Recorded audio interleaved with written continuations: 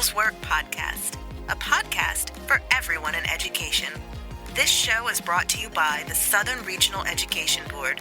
At SREB, we believe that every school has the potential to be great.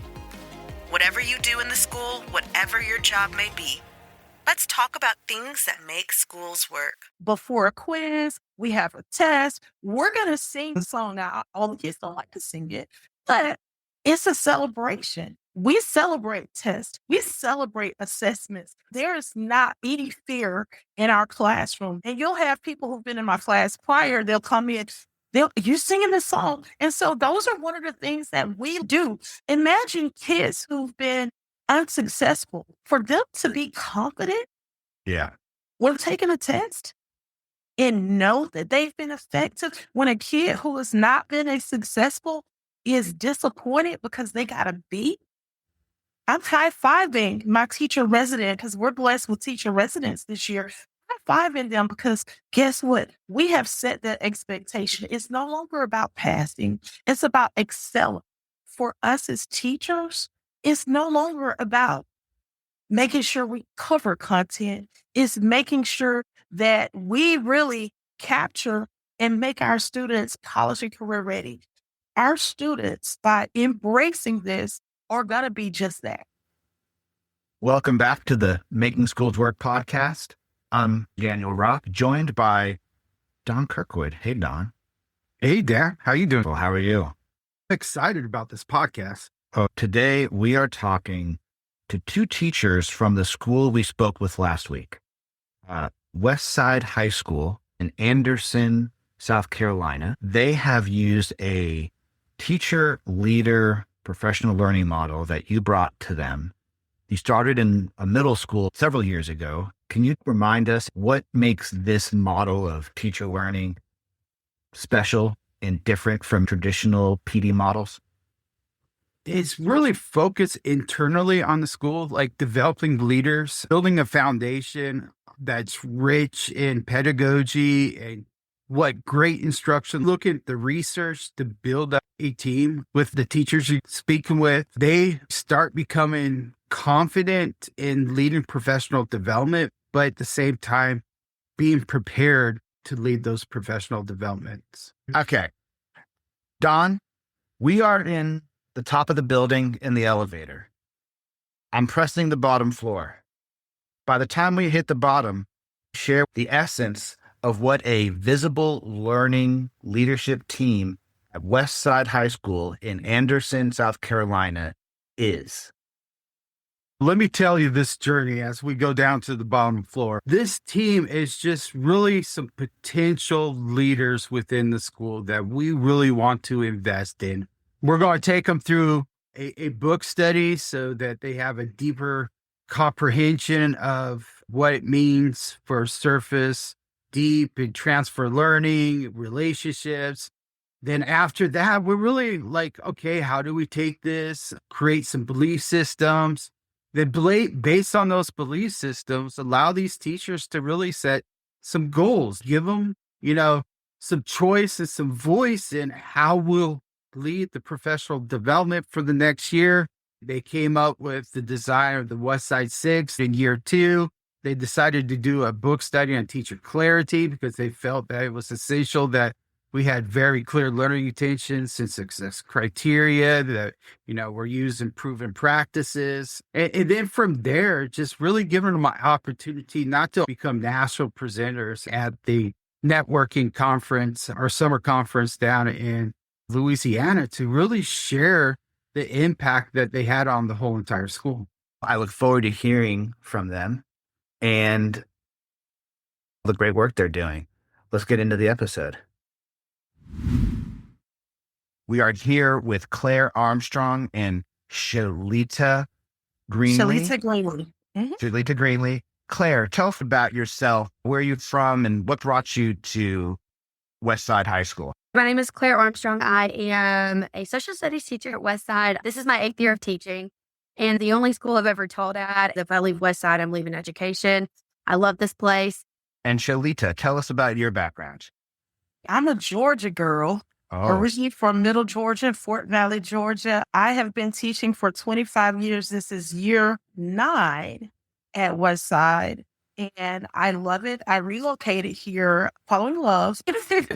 My husband is from this area, so I moved to this area with my husband, and so I love my school. can you describe the demographics of Westside High School? What's the student population? The student population, I think, is close to 16 to 1700, maybe give or take.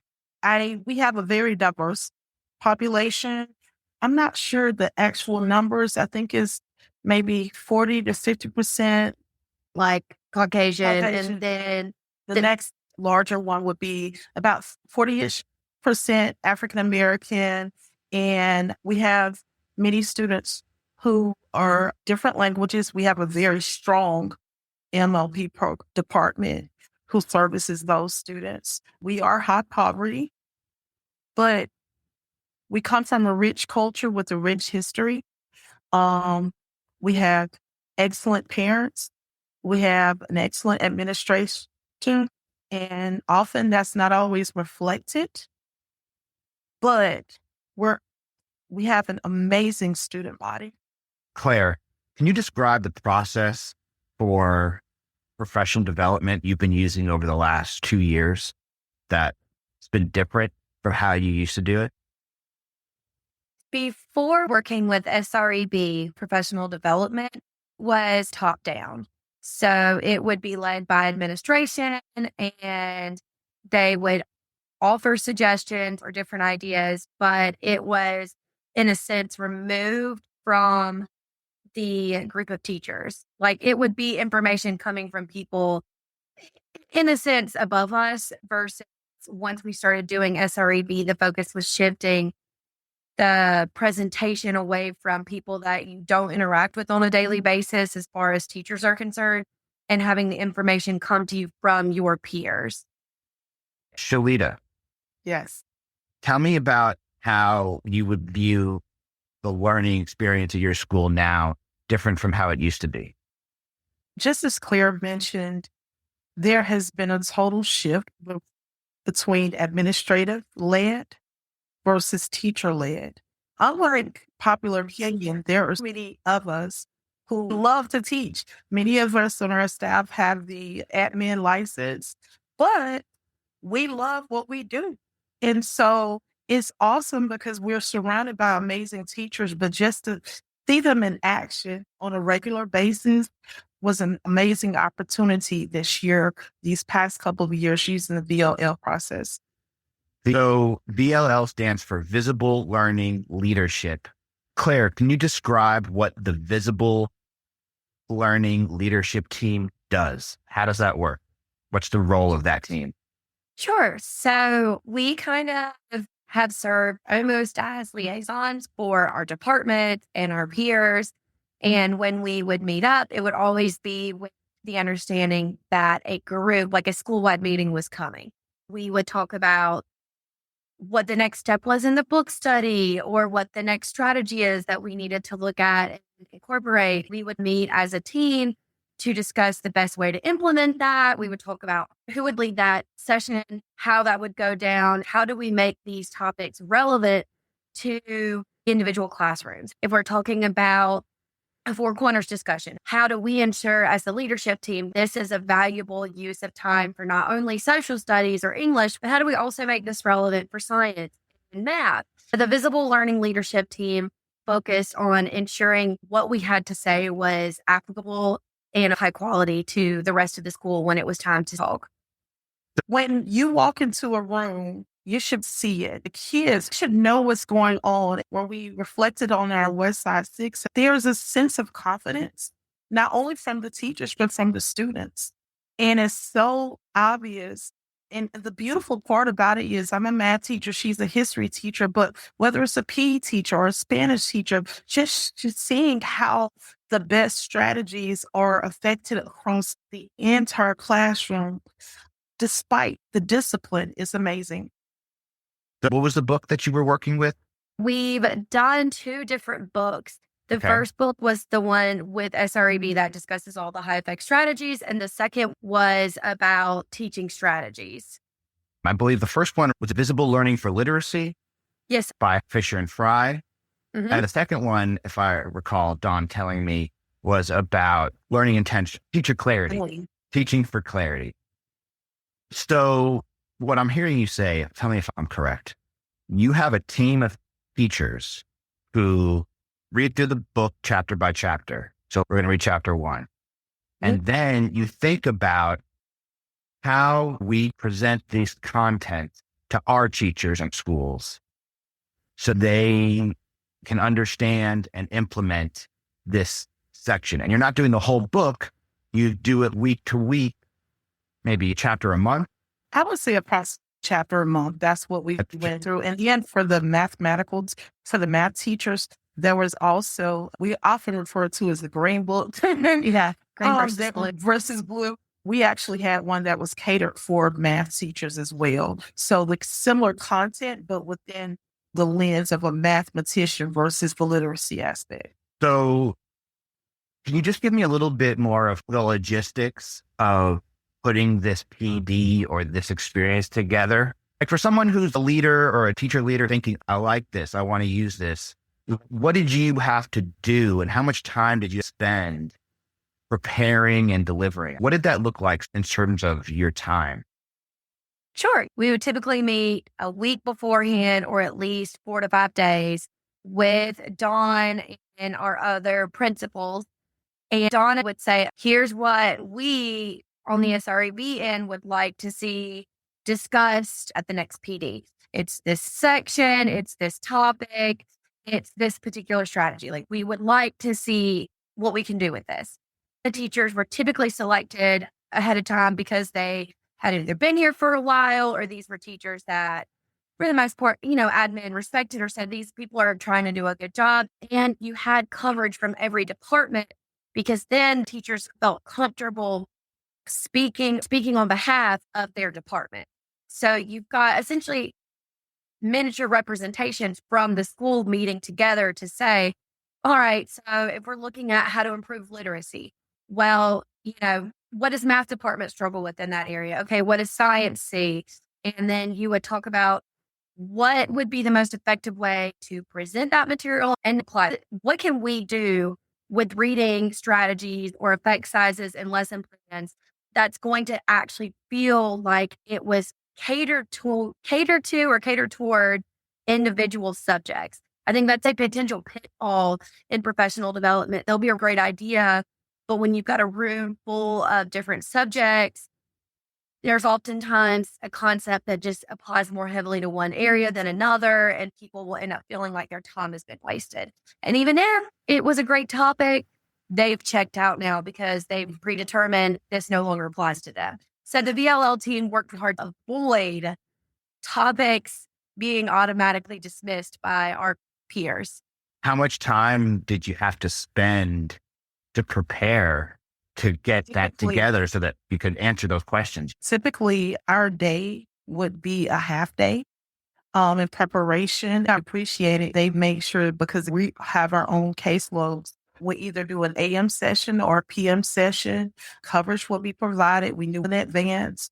He would do an amazing job in modeling what the expectation was through his delivery. And just as Claire mentioned, we made it our own because we know our peers. And I think that when you're speaking of any admin who are considering this, collecting the leadership team is key. You have to have people who buy into the process and also people who the staff respect. And so that's how we were able to get our buy-in throughout. But it was strategically done. And I appreciated the process. Another key element is our admin team went through this process themselves. While we were going through it, admin had their own PD session so that when we were talking, they could be there to support. They knew exactly what teachers were expected to do. And it makes the school feel confident together. The admin had their own Absolutely. BLL team with their own book study, teaching each other. When doing our presentations, they were aware of the expectations. So your school provided you a half day once a month to work through the strategies, the chapter, and develop a delivery that is relevant and impactful for your colleagues. That's a dedication. They probably have to get subs, or your teachers are covering classes. That's a commitment from the school to give you that time. How many teachers are we talking about? About 8. Yeah, 8 to 10. How many students are at your school? We have around 16 to 1,700. But they, The So, good thing, because yeah. we're on a block system, Mhm. and the way they alternated between AM and PM sessions, you are not missing the same class. We all have one planning block. So that provided every other 2 periods each day, sometimes 1. Was it hard presenting to your colleagues at first? I would say that there were probably different times where it felt a little more difficult than others. But I think one of the best things, and this really could just be our school, I don't know. I love my coworkers. So when you say hard to present, uh, have always felt pretty supported by my peers. So hard to present in the sense that I wanted to stand up there and sound confident. It took time to prepare and make sure I wasn't wasting their time. I wanted to make sure it was good for them, but difficult in the sense of being concerned about speaking in front of those individuals. I think that's actually one of the great things about Westside is our teacher community. So I personally didn't feel concerned about presenting in front of them. I don't know, Miss Greenley, did you? Not at all. Not at all. And again, that's the culture that I think our administration, through the leadership of Mr. Roberts, has really built. That sense of community it's good. Even how we developed our Westside Six, we modeled what each looked like in their disciplines. Teachers all voted. That's how we developed it. So it was not, hey, you're making me do this. It was, hey, I have a voice, I have a choice, and this is what the majority of us did. I didn't really hear too many complaints about any of the 6 that we've got. So let's talk about the Westside Six. What are the Westside Six? Do you know? So I'm assuming we know them by heart. The Westside Six is a list of highly effective strategies. We started with a large list. Donn was essential in this process because he kind of helped, he would say, the scroll of options. Let's talk about them. And that was part of the process of narrowing them down. And the visual learning leadership team narrowed it down to, I want to say 12 to 15 options. And they include things like claim evidence reasoning, 4 corners, Breaking down the prompt, annotation. 1-pagers. So it was things that, we had also, at least someone in the room somewhere had tried it in their classrooms before. These were all totally new ideas. But we said, okay, we're going to narrow this down to ultimately 6 strategies that we would like to see Westside as a whole incorporate on a regular basis in the classroom across the school building. And so we narrowed the long list down to about 15, and then the team went and presented the options to the teachers at large.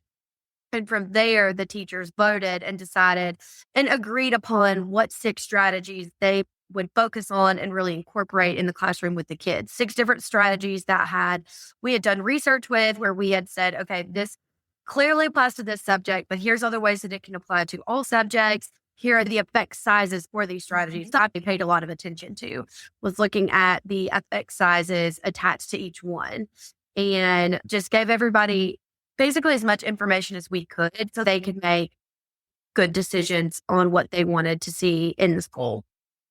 Specifically about the Westside Six, we narrowed it down into what you see before, during, or toward the end of a lesson. It provided the strategies and the effect size. It's hard to kind of disagree with research because a lot of us think that we're doing the best practices in our classrooms. But it was eye-opening to see that, hey, this has an effect size of 1.2. This has an effect size of 0.2. Oh, I thought this would be more. And we debated on those things. We had to pitch this to each teachers because some of us had favorites. And that's how we developed that 6. I love it. So you're thinking about what are ways to do, what are evidence-based based on effect size, which is a meta-analysis of different practices and saying which ones show true impact. And you're saying we looked at what can we do at the beginning, the middle, and what can we do at the end of class. Can you just give me an example, some of your favorites that you used, a beginning example, a middle example, and an end example from the 6? From the 6, if I were to think of before, breaking down the prompts, I know people like, you're a math teacher, it's just problems, but that is so far. We actually have our standards, but we also have our mathematical practices, which is how we approach different things. Real world solutions, real world problems are something that is so essential that it almost reads like a textbook. And so being able to understand what is it that they're asking for, how can we identify what prior knowledge is needed, what can I dissect from the problem going into the during. My favorite is annotating the text. I love word problems. I love being able to cross out extraneous information. Hey, I don't need that information. What variables, what numbers are important, because every number may not be important in there. Having them be able to do that. And one thing I had to kind of learn, because I really didn't do it as much, but the one pager, having students justify it, but not necessarily within a written document. So just having them use that one pager to reflect upon what they learned, what are some misconceptions. And even when it comes to test corrections, we have that writing element in which you articulate what are the things that you've learned, what mistakes that you make, and so how can we correct them. So Can you tell me more about what a one pager is? a one pager usually is a summary of what you've discussed, whatever your prompt is that you want to give them. For example, we just talked about graphing square root functions in my class. So there are a couple of things that you need to be aware about. What is the starting point? How can we identify the domain, the range, when it comes to just lots of different key elements? And so we have our students write a brief summary of what it is they got.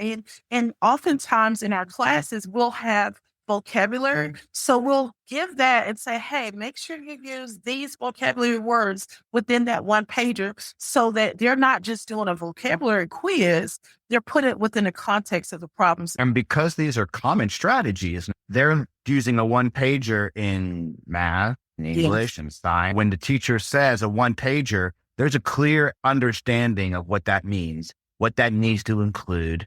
It's a way to summarize and synthesize. And then really cool how you said, and use these 5 vocabulary words in yours and highlight them. That's fantastic. What about in our social studies classes, Claire? Give me some beginning, middle, and ends. For me, the 4 corner strategy. And you can modify that in a lot of different ways. One of the ways that I do it in my classroom is yes, no walls.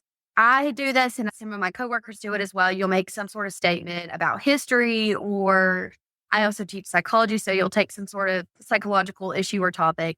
You'll make a statement and you'll tell the kid, if you agree with it, stand up, go to the yes side of the room. If you disagree, go to the no side. And again, you can do it where it's like strongly, agree, strongly agree, disagree, strongly disagree. There's various forms of the 4 corners. But it's a great way to get kids talking at the beginning. Ask a question that they'll probably change their minds on, or you'll make a statement that they'll change their minds on once they've been given the information of the lesson. And then having them reflect on it afterwards. It's a great strategy for before the lesson because it gives the kids a chance to already start thinking about the question. You usually write it in a way that a little polarizing. So it gives them a chance to, deal with something at least sort of engaging. And also it gets them out of their seat. I love it all around. The claim evidence reasoning strategy we use, because again, for social studies, what do you want people to be able to do? You want them to be able to think critically and to build a logical argument and not just have an opinion that's totally unfounded. So the claim evidence reasoning has been a great tool for the kid. We actually did one in U.S. history on Andrew Jackson. after we discussed this in PD, I took it back. I had a student teacher at the time and I said, hey, we need to do a claim evidence reasoning. What do you think about Andrew Jackson? And he came up with the whole format, and we did 2 different lessons on, was he a man of the people or was he a tyrant? And so the kids got to pick throughout the lesson which side they wanted to support, and then they had to start picking their evidence while we were going over the material. It's been a good one. I really like the 1-pager at the end as well. The 2-minute interview is really cool too. That one just requires a little bit more, I don't want to say prep work, but the kids, you have to really, like with the 1-pager, the kid can do that by themselves. But with the 2-minute interview, it's more of making sure that they're actually talking to each other and asking questions. So I think by the end of a lesson, usually the 1-pager is a little bit more where I veer toward, because they've already had so much interaction with each other that it's a good time to decompress. They're all great strategies for the various subjects that we cover at school. And I think it's really good because our focus has been more on student talk, student discourse. And so each of these strategies provide our students to be, just as the VLL team empowered us as teachers to facilitate the process, it empowers the students to be facilitators of their own learning. And that's one of the things I appreciate it, because sometimes we do too much talking as teachers. The collaboration, meaningful conversations that you just hear and you just listen to what they're talking about. It's amazing what has happened in the classes. So thinking about the process now, if I have a VLL team, they come together, determine what are the sticks. Oh, the 6 strategies. They decide, the team comes together, they decided on the Westside Six, they do the book study, they bring the teachers together during common planning periods. You share it with the teachers in an engaging way developed during your prep. Then the teachers use it in the classroom. I'm wondering about supporting teachers in implementation. You all are teaching every day. How does a teacher improve, get feedback, reflect, and think about, did my 4 corners work? Am I doing this 1-pager correctly? This kids wrote 2 sentences. This is one of our Westside Six. These kids aren't doing it. What am I doing wrong? What happens for those teachers as they're trying to implement this? One good thing when Shelly or Donn was here, Shelly, you mentioned Shelly. Shelly is who? She is the math SREB consultant. Gotcha. Shelly Gibson. Yes. And so one of the things that I enjoyed when we'd be doing our PD, oftentimes they would actually be visiting classrooms, and you'd often see on some of the doors, there's this little visual learning. I saw visible learning. And so they would give feedback even to the teacher as they're going through. And now, of course, you can't be in every single classroom. However, they would always be willing to stay after. And if you wanted an extra discussion about it, that was something. We had walkthroughs in which there were teams of groups that were going around to different classrooms and just sitting back and watching. And one of the things that I loved about our PDs is, because a lot of these are best practices that many of our teachers were already doing, they were able to present and show student work. They were able to show evidence of what it looks like for our students, not some Googled or AI generated document. When you saw a name attached, if they can do this in their science class, they can do this in my math class. That is what assisted us in getting the buy-in. When is that work being shared? When and where? Oftentimes, we did not devise the Westside Six towards the end, after we had time to marinate on what each of those strategies were. And when it was time, let's just say if you were doing the CER, the claimed evidence reasoning strategy, then during that time, we will have samples. I believe Miss Clark, was it Miss Clark? Well, one of our English teachers who was very awesome when it came to that. She presented evidence, and then someone would be like, hey, I think I have a sample of this. And so it wasn't just VLL leadership team members. It was also other people. Hey, here's some samples of this work. It worked. Will it be a work in progress? But you referred to our core beliefs. One of our core beliefs is continuous improvement. It's okay to not have that perfect lesson. What better way to learn than from your peers, because it's a safe space. So I think that being vulnerable made it easier for us to do it in our classrooms. Yeah, Miss Carter had a lot of the activities already. She was a great addition on the team. She had Miss Carter examples is already. English teacher we had okay. on the team, Brenda Carter, and she had just a bunch of it. We would say, "Oh, okay, what about this one?" And she's like, "Let me go back to the classroom. I've stored a couple of these away." And so she came back, and so that actually made implementation a lot easier for sure. But if you're asking, what can a teacher who's wondering if they're not implementing it well, what can they do for feedback? How are they getting help or getting better? Sure, we had. I mean, every PD we had, there was another link to additional resources related to the strategies. There would be worksheets that were already put together or formats done. We also actually practiced, I don't know if we've mentioned that yet, but in some meetings. So it's not like it was just a cold start for a lot of them. They were activities that the teachers had participated in, they had been in the materials for, and then on top of that, a lot of them are similar to things that our teachers were already doing. But because our admin already knew about all of this, when they're doing the walkthroughs afterwards or when they've done, classroom visits, they also can provide that feedback once a teacher, has done the lesson. They can provide feedback on how it went. But really, the nice thing about having the teachers implement it, is there a formal process for feedback? I don't think we've laid a step-by-step process out, no. But you're talking about my next door neighbor just did Four Corners or they just did claim evidence reasoning.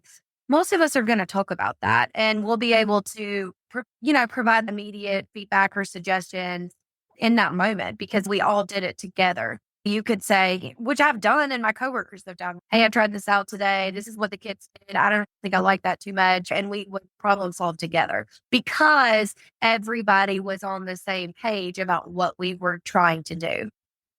Did anyone ever invite you into their classroom to watch? Or did you ever invite someone into your classroom?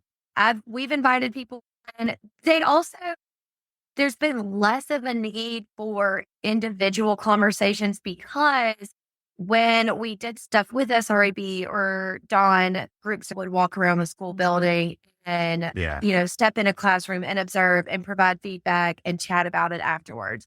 So we already had that built into the process. And remember, it's visible learning. Everything has artifacts, right? You've got the CERs during collaborative time. You've got the one-pagers. That's what you were talking about earlier. Student work was centered. And that was the evidence that is this working or not working and having conversations around that. Can talk a little bit about what you mentioned, core beliefs. So the school came up with some core beliefs. Can you tell me what some of those core beliefs are? Before we did the strategies, we had to decide what is it that we want to see the teachers embrace and believe in before we get to the product? What's the goal with the product? We wanted clear communication in the classroom, clear communication about expectations, what we're going to measure as success criteria. And then is the success criteria challenging? We believed every classroom should have challenging success criteria. So we just kind of sat down, and that was actually year one where the leadership team met. And I mean, when I say we hammered that out, it was vigorous and rigorous discussions on what to say, exactly how to put it, what was applicable, what was feasible in the classroom. So it was something that took a couple of meetings to really ensure that we fully believed in and embraced the ideas that we were pushing out when we talk about those six. Some additional ones included effective strategies. And that's where the book study helped us when you talk about the effect sizes, when there's clear evidence that this is what is going to work in the classroom. It's one thing to say, hey, I do this. That's one of the things that you shift in the mindset. Well, this is the same old. This is my 25th year teaching. I've been around many different programs, and that was what was different about this. I didn't feel like I was being talked at. It was a true collaboration. Even assessing students with effective feedback in a timely manner. Ironically, just this morning, we had an assessment, a test, and I celebrate test days. We had at least 5 students approaching us who were in our 4th block class. Hey, do you have our test graded? Can I see what I made?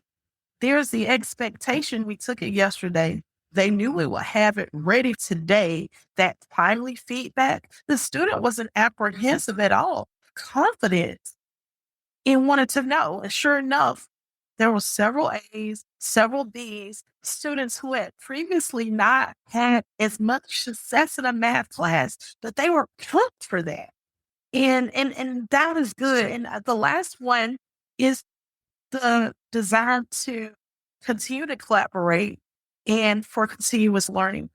That's again, this is year 25 for me, but no year is the same. Each year I'm open to new ideas.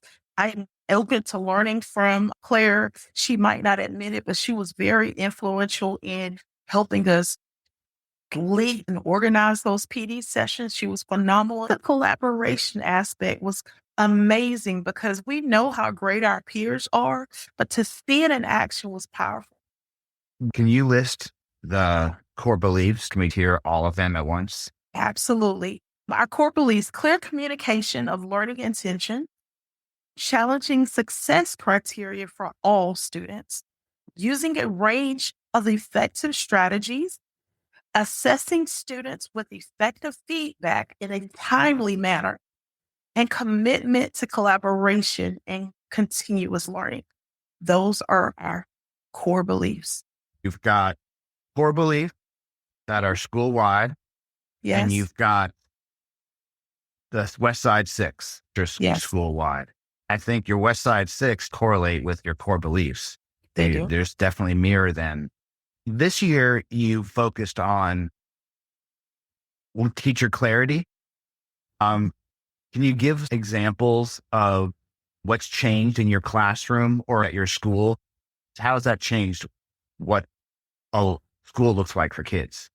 So the clarity component, I think, really came down in a lot of ways too. Are you being clear with the kids, and are you clear with yourself on what the goal is for today when they walk in the room? Not only what's the goal for the unit, but what's the goal for today? And are your expectations clear? And I really started, after those conversations, I really started focusing on kind of starting the class with that conversation. Hey guys, let's briefly talk about what we are going to learn today and what we need to walk out of here with the ability to do.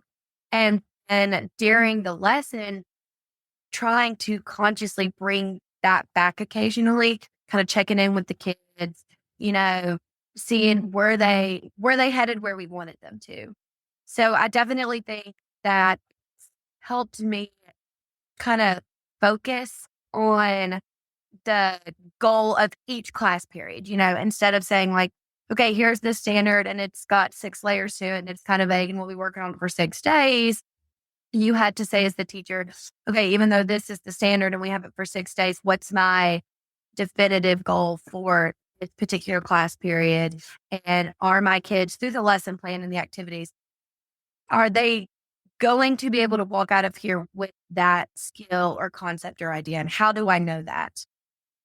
And those clear success criteria, which is something that is very important in this whole process, that has totally shaped how I do it. Oftentimes, in the past, I would have great activities. I would be like, okay, I'm going to do this and this is going to be phenomenal. But even how we laid out our Westside Six, did you really put as much intention to the before? Did you put as much intention to any closure activities? And admittedly, I was more focused on the during the lesson than the before and after. Yeah. And I can admit that. And so now that explaining what the success criteria, making sure that students know, hey, when I walk out of this classroom, such as what Claire said, I know what I'm expected to do. And a lot of our students in math classes, especially, cannot be as confident And they'll want you to hold their hands and be like, okay, is this right? Is this right? Is this right? Is this right? I hear less of that because I've done a better job of clearly defining what it is, what the look fors are. And so as a result, students are able to, even if they have those questions, they're able to answer it within their peer groups, not necessarily relying on me. So I've seen that this year. By looking at success criteria and learning intentions, it's helped you start the lesson clearly and helped you end the lesson with metacognition, self-reflection, self-assessment. So you're able to incorporate those into your lessons more strategically and purposefully. Yes. That's powerful. This is happening because you have a system where you're meeting around these concepts every month. You're checking in, reviewing and trying them, then trying something new. Part of your PD time is also reflecting on what we did last time and how that's going. What would you say to a school that is listening and says, I want to create a leader, maybe not visible learning, but a learning team, right? Where my teachers come together and develop some strategies that they're going to share each month through research-based practices. They're going to teach those to their colleagues to build a common set of strategies and core beliefs. They want to get where you are. What are the keys to success? Finding participants who are willing to do the work and buy into the conversations.